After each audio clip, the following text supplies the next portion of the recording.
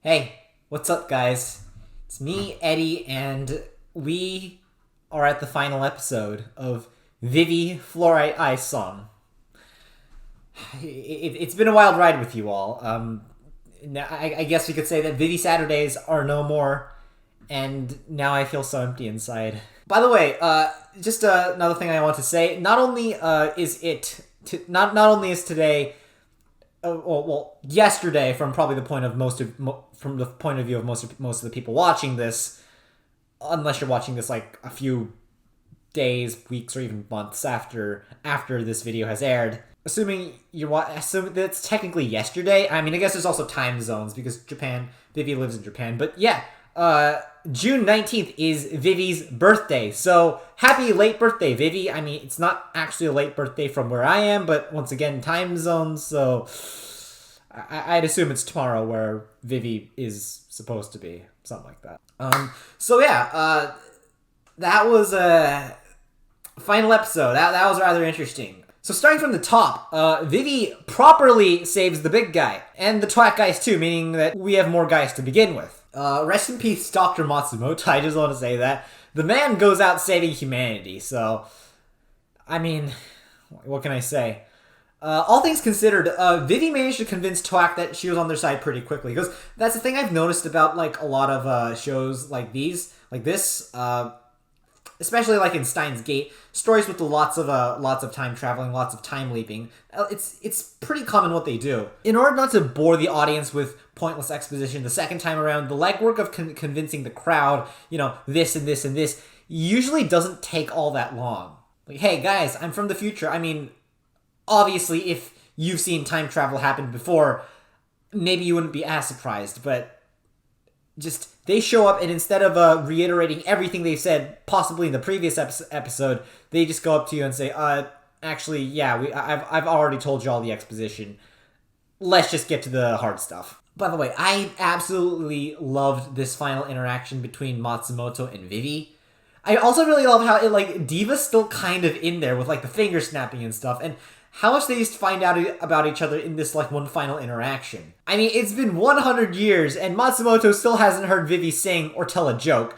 Although I've been worried about it for a long time. This is like the moment I start to suspect, is Vivy gonna die? After that little time branching effect where we see all like the possible timelines, Vivy tells Yui and Beth, you guys did a great job and like you guys are just amazing. I know she tells Beth, I know Kakutani's proud of you. She tells Yui, you're amazing. And that to me was like another really big flag. Is Vivy going to die? Because now I'm pretty convinced she is. Anyway, so we're back at Neoland, huh?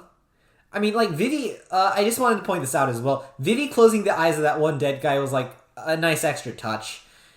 I guess it really drives home the fact that all these corpses are, people.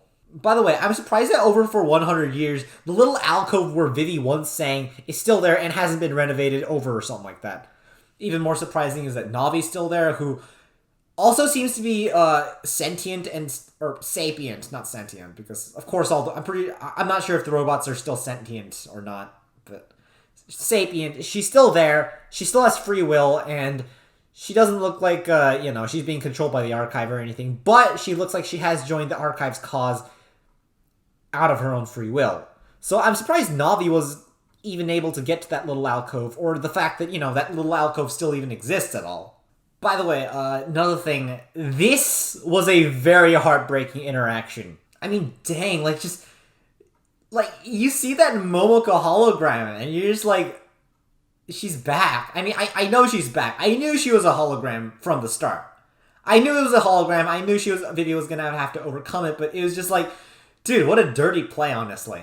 And it was definitely really tragic because, I mean, it's true, the original Vivy that promised Momoka, I'm gonna sing on the main stage for you, never really got on, well, I mean, I guess she can now, but, like, she never got to, sing on the main stage as part of her main career, and that just was so tragic about Momoka. I felt more sad about Momoka here than I did back in episode 2, because in episode 2, that was just so sudden, but just, back then, I didn't know her too well, but, now, I know what she means to Vivy, and, just the broken dream that was Momoka, and I was just like, dude, that's just, that was just super sad. Like, Momoka, rest in peace, honestly. Like, and even though it's been over 100 years, you could still feel the tragedy that was there. Even though there's a much bigger tragedy going on, you could, like, still feel, like, the lost... I don't know. It's 100 years ago, so, like, what can I say? But there was so much potential in her.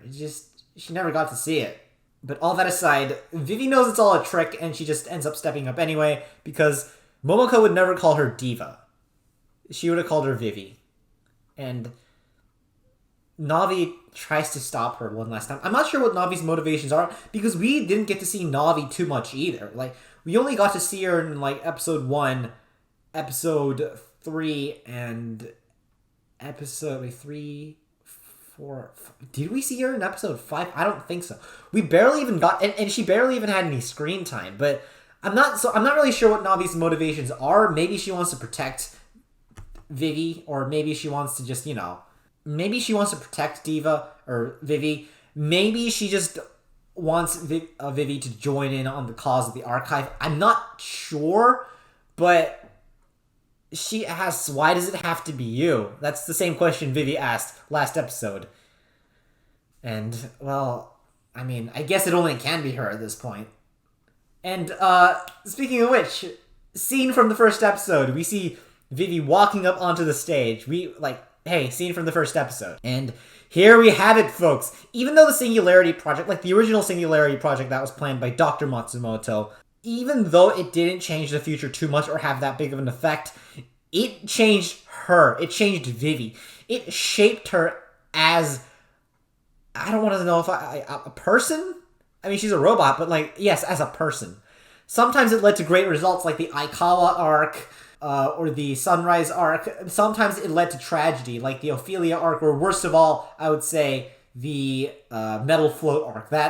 I'm still not sure whether my favorite episode is this one or is this one. I'm not sure, but sometimes it led to greatness, sometimes it led to tragedy, sometimes even the worst tragedy. But at the end of the day, that's what shaped Vivy. And that's what makes it important. And guess what? Vivy is going to save humanity. It's Vivy. And finally, here we have it, a great fight. Yeah, fun fact, I've noticed that all the robots, despite clearly being military AI, all have, stormtrooper aim for some reason.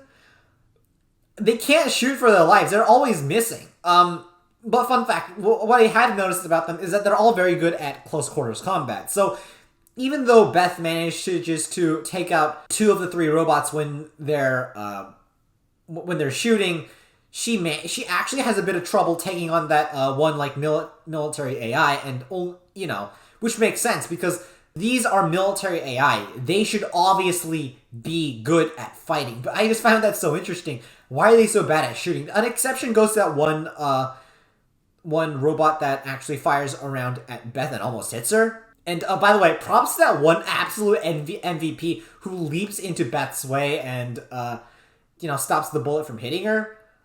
I'm pretty sure he's dead, but my god, what an absolute Chad. And I guess there also goes Vivy's promise to keep all of them alive, but I guess the perfect operation was kind of impossible to begin with, because that's just the nature of operations. It's just how they are. I also love the flashbacks that Vivy sees as Matsumoto, Beth, and the rest of the Toak team storm the complex. And the operation succeeds with 2 seconds to spare. And Vivy's song, I just have to say, that singing was beautiful. Her song is beautiful, her voice is beautiful, Vivy is beautiful, although I'm pretty sure I don't really have to state that. Obvious is obvious. And I also just really love the sparkling effects that just happened around Vivy as the mission progresses further and further, and her singing just becomes more and more angelic. Vivy's song really does save the operation, even though the virus Matsumoto plants onto the archives slowly begins to kill her from the inside. She continues to sing. And by the way, just a question, speaking of all that stuff, how did Matsumoto destroy that falling satellite? I mean, that was kind of BS. But still, as I said, Vivy's singing was beautiful, and I love that, period. Saddest of all was just that abrupt ending as Vivy finally truly dies, and then you had Momoka clapping to Vivy singing, and the absolute feels in that scene, just my freaking god. You saved everyone, Vivy. You saved everyone. The people are alive.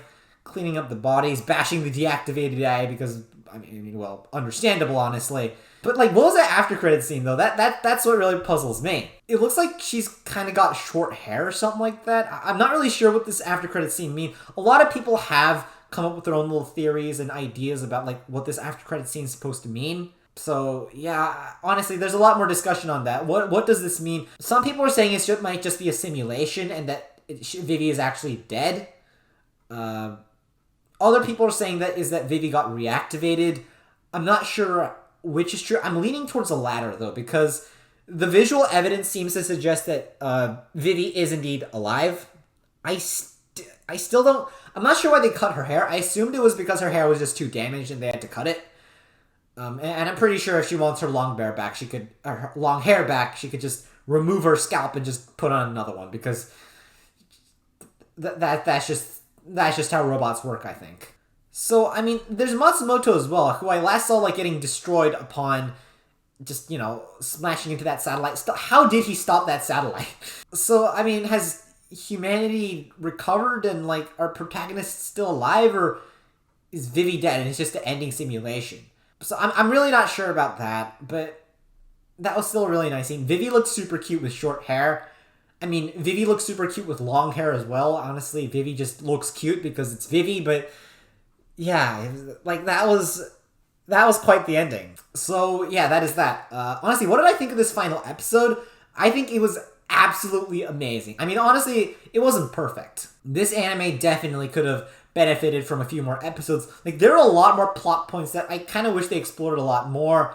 Yugo Kakutani, he was supposed to be that eternal rival. He got killed off way too soon. The character had a lot of potential. Like, he should have come back a few more times, maybe. I mean, dude, there's also the fact that he came back in this absolute badass robot body and was, like, proclaimed himself to be that quote-unquote link between AI and humanity. Like, how awesome is that?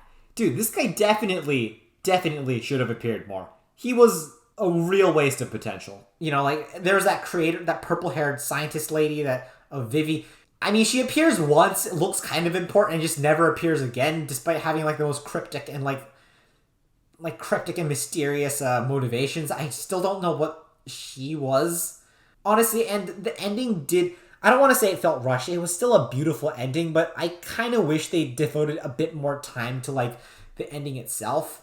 But, I mean, still, it was a beautiful ending, and because of that, I can't complain all too much. And this is definitely got to be one of my favorite shows now. And that is that. I absolutely love this show. Once again, happy late birthday, Vivy. And yeah, I hope you all love this show. It's no more Vivy Saturdays now. But yeah. Anyways, I hope you all enjoyed this show. I hope you all enjoyed this episode, and I hope you all enjoyed my video. That was amazing while it lasted, but all good things must come to an end. Anyways, that's it, folks. Like, subscribe if you haven't done so already, and comment what you thought of the episode itself. I hope you all enjoyed that too. And that's the end of it. The sky's up, and I absolutely love this show. I hope to see you all in the next video. I love this show. And most importantly, thank you for your kind attention.